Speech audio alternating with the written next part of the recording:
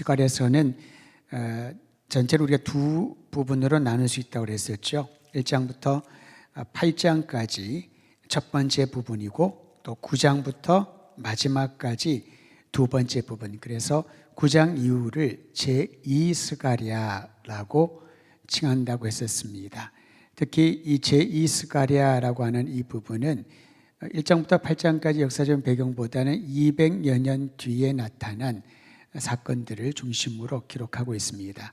오늘 우리가 2장 말씀을 읽으면서 1장에는 두 번의 환상이 나오고요. 오늘은 세 번째 환상이 나옵니다. 1장에서 8장까지의 8개의 환상이 나오는데 하나님께서 여러 가지 방법으로 예언의 말씀을 선지자들을 통하여 하실 때에 말로 또는 행동으로 그리고 스가랴처럼 환상을 보여주심으로 하나님의 뜻이 어디에 있는지를 우리에게 가르쳐 주신다는 거죠. 얼마나 놀랍습니까? 하나님은 한 가지 방법이 아니라 다양한 방식으로 각자가 이해하고 들을 수 있도록 말씀하시고 또 해석해 주시고 그 일을 이루어 가시는 하나님, 너무나도 완벽하시고 좋으신 하나님이심을 우리는 보게 됩니다. 스가랴 1장에서는 첫 번째 환상, 여러분 한번 복습하는 마음으로 기억해 주시기 바랍니다. 화석류 나무 사이에 선 천사, 환상을 보게 됩니다. 이 천사는 중재자라고 했죠. 두 번째 환상은 4개의 뿔과 대장장이 4명이 나타납니다. 4개의 뿔은 열강들을 상징을 하고 4명의 대장장이가 하나님을 대신하여 하나님의 명령을 따라서 열방의 권세를 주님 앞에 무릎 꿇기는 그러한 환상을 보았습니다. 오늘 세 번째 환상의 내용은 파괴된 예루살렘을 재건하기 위하여 측량줄을 든 한 사람을 보는 그러한 환상입니다. 측량줄을 가지고요, 줄자 같은 거라고 할까요? 측량줄을 가지고 무너진 예루살렘을 재건하기 위하여 측량을 합니다. 어떤 게 기준이 될까요? 이전의 성전, 이전의 예루살렘 성전을 기억을 하고 그 길이만큼, 그 너비만큼, 크기만큼 측량을 하는 환상을 보여주셨다라는 것입니다. 특히 이 사람은 예루살렘이 재건될 것이다 라는 예언자의 말을 믿고 재건될 예루살렘이 이전 것을 그대로 재건한다 라고 생각을 했던 것이지요.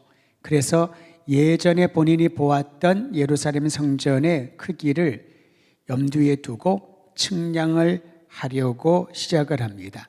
여러분, 여기에서 이 환상이 우리에게 주는 의미가 있습니다. 우리는 어떤 면에서는 현실적이고 매우 실용적인 성향이 강하지요. 과거의 경험이 지금과 미래를 구상을 하게 됩니다. 간혹 많은 사람들이 라떼는 얘기를 하면은 꼰대 같다고, 옛사람 같다고 자꾸 얘기를 하니까 의도적으로 우리는 라떼는 이라는 말을 안 하려고 노력을 합니다만은 말을 안 한다고 해서 그 사람의 생각이나 사고방식이 달라지지는 않지요. 우리가 지금 말하는 모든 것들은 지금까지 경험한 것에 준하여서 10년 전에, 20년 전에, 내가 어렸을 때, 내가 청년이었을 때 경험했던 것들을 신앙적이든요, 사회 경험이든 다 포함해서입니다. 그것을 기준으로 오늘날 측량을 하려고 합니다. 물론 도움이 될 겁니다. 그런데 예전의 것들을 기준으로 오늘 무엇인가 하려고 하면은 소위 말하는 창의적이고 새로운 일을 기대하기는 어렵지요. 음식은 좀 다릅니다. 음식은 손맛이라는 게 있어가지고요, 정말 어떤 측량컵이 없다 하더라도 계량컵이 없다 하더라도 기가 막히게 양념의 양을 잘 넣어서 세상에서 하나밖에 없는 독특한 맛을 내는 그런 솜씨가 좋은 분들이 있습니다만은 솜씨가 좋은 분들을 보면 예전의 간만을 믿고 하지는 않습니다. 무엇인가 새로운 것들을 추구하게 되죠. 요즘 우리는 퓨전 요리라고 해서 예전에 익숙하던 전통적인 요리와 현대적인 요리를 가미한 요리들을 많이 맛보면서 참 새롭다 그런 생각을 하지 않습니까? 근데 여러분, 요리하는 사람들은 그저 배고픈 사람들 배불리게 하는 음식을 만드는 사람이 아니라 어떤 분은 그런 얘기를 하는데 전 동의를 합니다. 예술가라고. 음식을 만든다는 것은 마치 예술을 하는 것처럼, 예술에서 중요한 건 무엇입니까? 창의적이어야 되는 것이지요. 새로운 것들을 봅니다. 이것은 무모한 실험을 말하는 것이 아닙니다. 여러 가지의 경험과 검증을 통해서 본인이 가지고 있는 경험치를 뛰어넘는 창의적이고 새롭고, 그래서 음식하는 사람들을 예술가라고 말하는데 저는 상당 부분 동의를 할 수밖에 없었습니다. 그래서 그런지요, 우리는 많은 음식을 보면은 음식이 정말 많다, 진수성찬이다, 맛있겠다 그렇게 말을 하지만은 유럽에 있는 분들은 멋진 음식을 보면 이렇게 표현합니다. 아름답다라고요. 예술품을 보면 우리는 아름답다, 경이롭다, 전율이 흐른다 그런 표현을 하지 않습니까? 음식의 모습을 보면서도 그렇다는 거죠. 맛도 중요한데요, 그것을 맛깔나게 할 수 있는 그런 장식들과 아주 멋진 작품들을 만들어가는 걸 보면은 과히 음식 하나에도 창의적이고 새로운 것들을 하려고 하는 그런 시도를 보게 되는 것입니다. 근데 스가랴가 본 이 환상에 보면요, 본인이 경험하고 본인이 알고 있고 본인이 익숙한 그 성전을 재건하기 위하여 측량주를 들이대려고 합니다. 여러분, 여기에서 우리는 이제 하나님이 명하신 새로운 성전은 이전의 것을 재건하는 것이 아니라 하나님께서 정작 주고자 하는 새 예루살렘, 새로운 성전에 대한 의미를 세 번째 환상을 통하여 배우게 되는 것입니다. 제사장들을 우리는 기억하고 있죠. 제사장들에게 있어서 회복이란 의미는 배타주의적인 성격이 굉장히 강합니다. 오직 유대인들을 제외하고는 다른 민족들은 선민이 아니다, 여호와 하나님께 예배드릴 수 있는 그런 자격을 온전히 구비하지 못했다라는 생각이 제사장들의 일반적인 생각이었을 것입니다. 하지만 포로귀환 이후에 하나님이 명하신 새 예루살렘, 새로 재건할 그 예루살렘 성전은 스가랴를 통하여 말씀해 주신 것처럼 열방들과 민족들까지 마음껏 자유롭게 들어올 수 있는, 그리고 하나님께 예배드릴 수 있는 성전을 말하고 있습니다. 즉 제한된 선민사상을 넘어서서 모든 백성을 회복시켜 주실 하나님의 뜻을 세 번째 환상에서 가르쳐주고 있다는 것이지요. 스가랴가 본 환상은 이 부분을 강조하고 있습니다. 우리 함께 스가랴서 2장 4절 5절을 볼 텐데요, 그 전에 스가랴서 2장 3절에 보면 스가랴에게 말했던 천사가 앞으로 나아가자 다른 천사가 나타나 그에게 말을 합니다. 쫓아가서 하나님이 세울 새 예루살렘이 어떤 모습인지를 가르쳐 주라고 말을 합니다. 그 내용이 4절과 5절에 기록되어 있으니 여러분 다시 한번 그 말씀을 같이 읽도록 하죠. 시작. 이르되 너는 달려가서 그 소년에게 말하여 이르기를 예루살렘은 그 가운데 사람과 가축이 많으므로 성곽 없는 성읍이 될 것이라 하라. 여호와의 말씀에 내가 불로 둘러싼 성곽이 되며 그 가운데에서 영광이 되리라. 하나님이 명하신 이 예루살렘의 재건은 우리가 일반적으로 생각하는, 그리고 측량주를 들고 계측을 하려고 하는 사람의 생각과 전혀 다른 모습이라고 가르쳐주고 있습니다. 첫 번째는 예전 것과 비교될 정도의 개선된 새 모습을 갖출 것이다 라고 예언합니다. 새 예루살렘의 크기는요, 이전보다 더 클 것이고 성벽이 없는 성읍이 될 것이다. 여러분, 광야에서 성막의 크기는 하나님이 정해주셨지요. 그것을 기준해서 솔로몬은 성전을 규격을 맞추어서 지었습니다. 그 성전이 무너지고 이제 포로귀환 이후에 새로운 성전을 재건할 때 과거의 솔로몬 성전의 설계도와 그 평면도를 가지고 똑같이 재건하는 것이 아니었다는 거지요. 하나님께서 명하신 성전은요, 어떤 모습입니까? 경계가 보이지 않습니다. 성곽이 없는 성읍이 될 정도로 개선된 모습입니다. 사람과 육축이 많은 풍요로운 성읍이 될 것이다. 그 크기의 모양이 아닌 상태를 말해주고 있는 거죠. 하나님이 명하시는 새 예루살렘은 많은 사람들과 많은 가축들이 가득 차 있는, 그리고 성벽이 없는, 성곽이 없는 성읍이 될 것이다. 사실 성곽이 없다 그러면은 성이라고 말할 수는 없죠. 그냥 평지라고 할 수 있잖아요. 성은 무엇입니까? 경계를 분명히 해야 됩니다. 높아야 되고요, 두꺼워야 되고요, 사람들이 성을 출입하려면은 성문이 분명히 있어야 됩니다. 그 이외에 출입하면은 안 됩니다. 출입할 수도 없지요. 그런데 이 새 예루살렘, 재건될 예루살렘은 성곽이 없는 예루살렘, 그러한 성읍이 될 것이라는 겁니다. 하나님이 한계를 결정을 하시니 사람이 측량줄로 재는 것은 무의미하다는 것이지요. 하나님의 전에 들어올 자 오직 유대인, 그렇지 않다는 것입니다. 하나님의 복을 받을 사람 오직 아브라함의 자손, 이제는 그렇지 않다는 겁니다.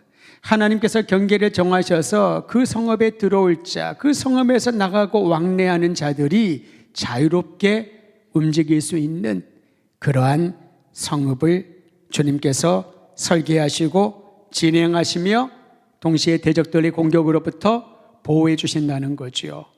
여러분, 성벽이 높지 아니하면은 외적들이 침입하기 얼마나 좋습니까? 그런데 이제 새로 재건할 하나님의 성읍은 하나님께서 친히 보호자가 되시고 방패막이 되어주시고, 아무리 높은 성읍도 바벨론의 공격에 무너지고 불타오르는데 하나님이 보호하시면은 사람들이 보기에는 아무리 낮고 보잘것없어도 결코 멸망당하지 않을 것이다. 주님께서는 이 비전을 스가랴를 통하여 가르쳐 주시는 것입니다. 두 번째 새 예루살렘의 특징은 하나님의 임재가 있는 곳이라는 거죠. 방금 읽은 5절 말씀을 보십시오. 여호와의 말씀에 내가 불로 둘러싼 성곽이 될 것이다. 성곽이 없는 성읍인데 하나님께서 성곽을 만들어 주신다는 겁니다. 뭘로요? 불로 성곽을 만들어 주신답니다. 성경에서 불은 하나님의 임재와 관련이 있습니다. 동시에 심판을 뜻하기도 합니다. 하나님이 임재하시면은 더럽고 악한 것들은 심판을 받고, 하나님의 경외하는 사람들은 의롭고 정결하게 되어가는 그것이 바로 불이죠. 하나님의 임재입니다. 광야에서도 하나님의 임재를 구름과 불로 표현하지 않았습니까? 이것은 상징이 아니라 실체였습니다. 하나님이 불로 임하셔서 그들을 보호하셨고 인도해 주셨습니다. 하나님이 불로 임하셔서 하나님이 함께 하심을 이스라엘 백성들로부터 알고 경험하게 축복해 주신 것이지요. 불로 성곽을 만들어 주시겠다. 의인들을 순결하고 빛나게 하시고 악인들을 심판하시겠다는 하나님의 의지를 환상을 통하여, 말씀을 통하여 우리는 듣게 되는 겁니다. 또한 세 번째로 예루살렘을 지키는 것은 불성곽뿐 아니라 하나님의 영광입니다. 여러분, 다시 한번 제가 5절 말씀을 읽어드리지요. 여호와의 말씀에 내가 불로 둘러싼 성곽이 되며 그 가운데에서 뭐가 된다고요? 영광이 되리라. 여러분, 구약에서 영광은 하나님의 현현을 뜻합니다. 주의 영광이 임하소서, 다시 말하면 하나님 우리 가운데 임재하소서, 하나님의 실체를 보여주소서라는 것입니다. 신약이 이르러서 예수 그리스도를 바라보니 독생자의 영광이라고 하지 않았습니까? 하나님의 독생자의 영광, 이 영광은 무엇입니까? 하나님의 실체를 예수님을 통하여 보여진다라는 것입니다. 보여진다는 것이지요. 눈에 보이지 않는 하나님이, 우리의 손으로 만질 수 없는 하나님이 이제 독생하신 예수님을 통하여, 성육하신 예수님을 통하여 눈으로 보고 손으로 만지고 그분과 함께 대화를 하며 그분의 사랑을 몸소 체험하게 되는 것이 바로 영광인 것입니다. 하나님의 현현이 이제 막연하고 추상적인 개념이 아니라 이 새로 세울 예루살렘에는 불로 성광이 되어주시고 그 가운데 하나님께서 늘 함께 영광스러운 찬란한 광채로 나타나 보여주신다는 거지요. 저는 우리 더드림교회 성도들이 신앙생활을 하면서 우리와 함께 하시고 우리가 느끼고 경험할 수 있는 하나님의 현현을, 그분의 영광을 날마다 경험하며 나가기를 주의 이름으로 축원드립니다. 하나님의 영광이 그 가운데 찬란하게 비치면은 이제 예루살렘은 더 이상 어둠과 무관한 성읍이 될 것입니다. 하나님의 영광 안에 거하는 이들은 주님이 영화롭게 그리고 존중받는 사람들로 높여주신다는 것이지요. 그러므로 하나님의 백성은 영광이신 하나님과 함께함으로 존귀한 존재가 되는 줄 믿으시기를 바랍니다. 내가 존귀한 일을 해서 사람들에게 존중받은 일을 해서 존경받는 것이 아니라는 겁니다. 우리가 존귀한 존재가 되는 것은 하나님께서 우리 가운데 거하시기에 하나님의 영광의 찬란한 광채가 우리 한 사람 한 사람에게 비추어 주시기에 존귀한 존재가 되는 줄 믿고 여러분 자기 자신을 귀히 여기시는 하나님께 감사드리며 우리도 스스로를 다른 형제와 자매들을 귀히 여기는 공동체가 되어야 할 것입니다. 이제 스가랴는 2장 6절에서 9절 사이에 보면 귀환하지 않고 아직 이방 땅에 있는 이들을 향하여서도 담대하게 외칩니다.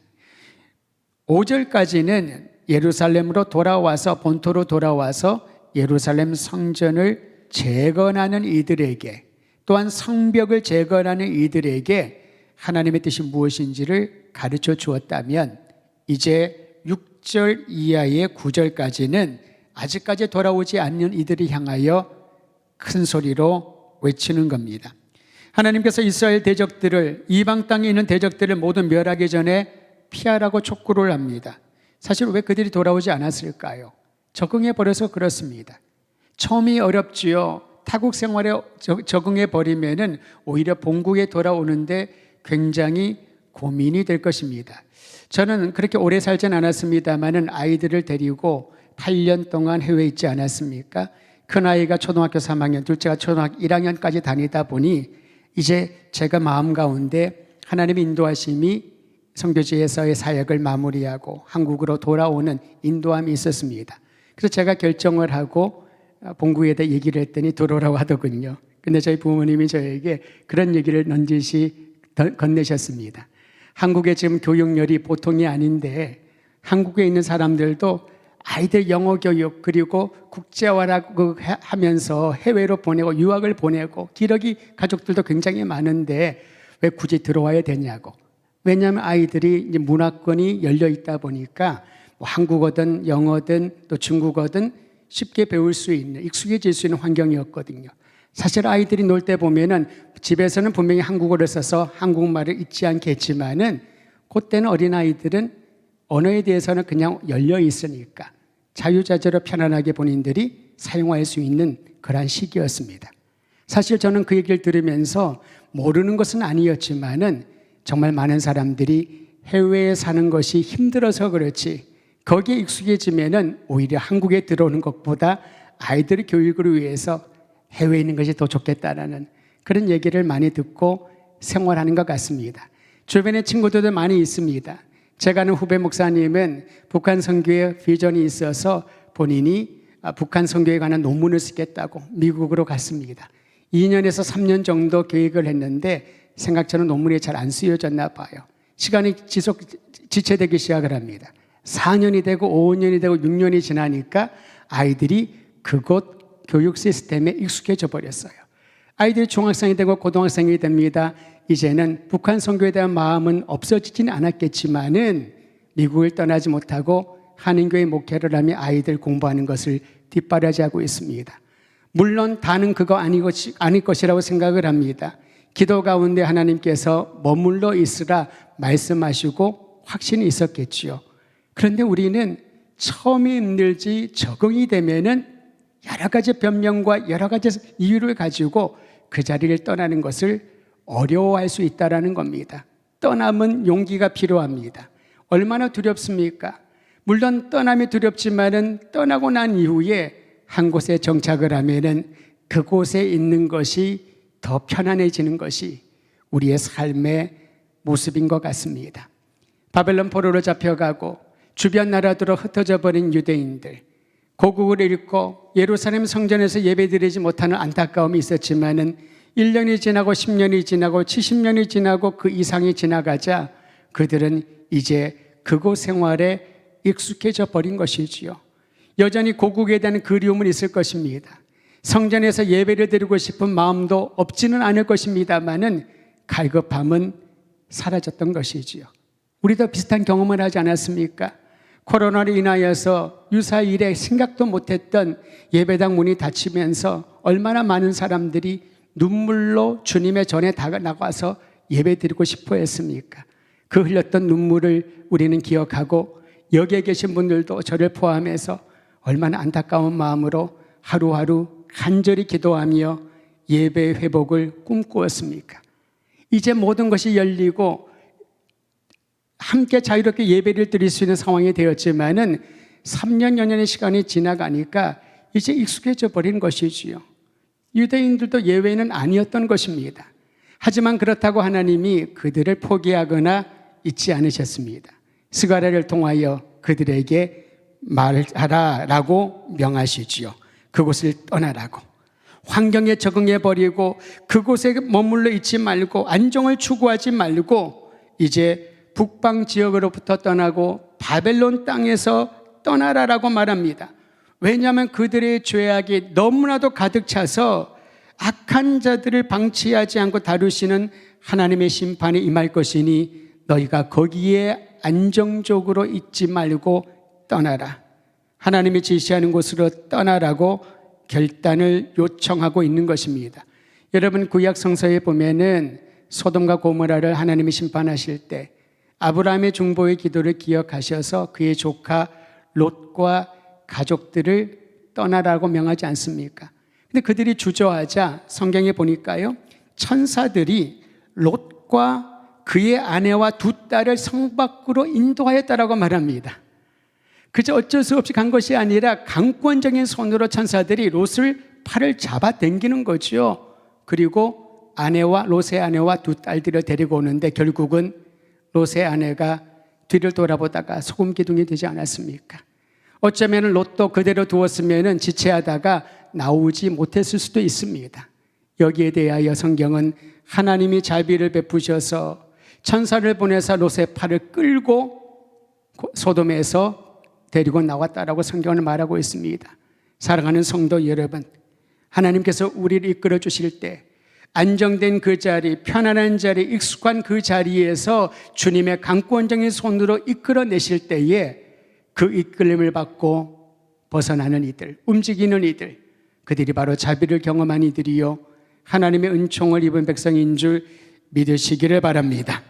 그리고 스가랴는 열방들이 하나님의 백성으로 편입될 것이라고 말합니다. 흩어져서 이방 땅에 머물러 있고 안주하고 있는 유대인들에게는 그 땅을 벗어나라 명하시고 또 이방 민족들 역시 하나님의 말씀을 듣고 그분을 경외하는 이들은 하나님의 언약 백성으로 편입될 것이다라고 선언하고 있습니다. 우리 함께 스가랴서 2장 11절 말씀 같이 한번 읽도록 할까요? 11절입니다. 시작. 그날에 많은 나라가 여호와께 속하여 내 백성이 될 것이요 나는 네 가운데에 머물리라. 네가 만군의 여호와께서 나를 내게 보내신 줄 알리라. 여러분 상반절을 보십시오. 그날에 언제입니까? 하나님이 임하시는 날, 주님의 심판이 임하는 날, 하나님의 강권적인 손길이 임하는 그날에 많은 나라가 여호와께 속하여 내 백성이 되리라. 스가랴가 본 환상은요, 이제 우리만 구원받은 백성, 이제 포로 생활이 끝나서 우리가 다시 예전의 영광을 재현하면서 하나님께서 복 주시는 복받은 그런 백성으로 사는 것이 아니라는 겁니다. 그 고난과 포로 시기의 고통을 통하여서 경험했던 이스라엘 백성들에게 주님이 주셨던 비전은 많은 나라들이, 열방들이 이스라엘 백성을 통하여 복을 받고 그들이 하나님께로 돌아와 하나님의 언약 백성이 될 것이라고 하는 사실을 전하라고 그들에게 요청하고 계신 거지요. 우리가 먼저 구원의 은혜를 경험했다면, 우리가 하나님의 자녀로 부름을 받았다면 주님께서 우리에게 그 놀라운 사실을 전하는 입과 손이 되라고 귀하고 아름다운 사명을 주신 것입니다. 머물러 있지 말고 그곳을 떠나 움직이라고 명하십니다. 내가 있는 곳에 안주하지 말고 익숙하지 아니한 곳, 새로운 곳을 향하여 주님이 지시하시면 그곳을 향하여 나아가라고 요청하시는 겁니다. 이제 돌아와 예전처럼 돌아갈 것이다. 과거의 그 기준을 가지고 다시 회귀하지 말고 창의적이고 새롭고 하나님께서 행하실 일들을 기대하며 몸을, 마음을, 생각을 움직이라고 요청하고 있습니다. 이 요청에 응답하는 이들에게 많은 나라들이, 열방들이 하나님께 나와 주님의 영광을 찬양하는, 주님께 경배하며 예배하는 아름다운 것을 직접 보게 될 줄 믿으시기를 바랍니다. 하나님은 스가랴에게 이 측량줄 환상을 보여주시면서 이제 주님의 구원 계획이 착수되었다라는 것을 알려주십니다.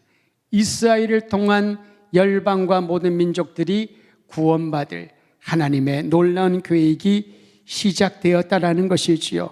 그러므로 이 사실을 믿는 이들은 분명하게 주님 앞에 반응해야 되는 것입니다.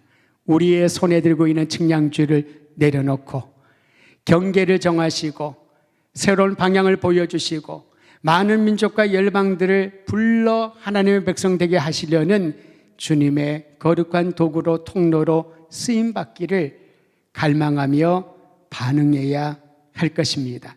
사랑하는 성도 여러분, 오늘 이 밤 우리가 한 마음으로 기도하며 교회를 위하여 기도하고 또 가정과 이 나라 이 민족의 복음화를 위하여 열방의 선교를 위하여 함께 기도하십시다. 주님께서 우리에게 고난을 주심은 그 고난을 통하여 주님의 사랑을 깨닫고 주님의 강한 용사로 겸비되게 함이 미함이고, 하나님이 우리에게 안정을 주신 것은 그 안정에 안주하지 말고 더 새롭고 더 우리의 마음을 다잡아서 주님께서 기뻐하시는 뜻이 무엇인지를 알고자 엎드리라는 의미이고, 하나님이 우리에게 귀한 공동체를 주신 것은 이 공동체가 우리의 즐거움만을 위한 성 안에 가둬두지 않고 모든 성곽들을 불러 둘러싸시고 모든 성곽들 가운데 영광으로 임재하시는 하나님의 그 놀라운 사랑을 전하는 도구로 쓰임받으라고 우리 공동체를 보내주신 줄 믿습니다. 우리 더드림 교회가, 그리고 이 땅에 주님이 세워주신 수많은 교회들이 이 시대를 살아가고 있는 21세기의 모든 믿음의 권속들이 이제 일어나 땅의 끝까지 예수가 그리스도요 주님만의 놀라운 구주라는 사실을 증거하는 아름다운 일에 한 마음을 쏟을 수 있도록 여러분 통성으로 이 모든 제목들을 놓고 주님 앞에 기도하십시다. 가장 중요한 건 내가 여기 있사오니 나를 사용하시고 내 안에 주님의 영광으로 충만히 채워달라고 우리 마음을 모아 함께 기도하겠습니다.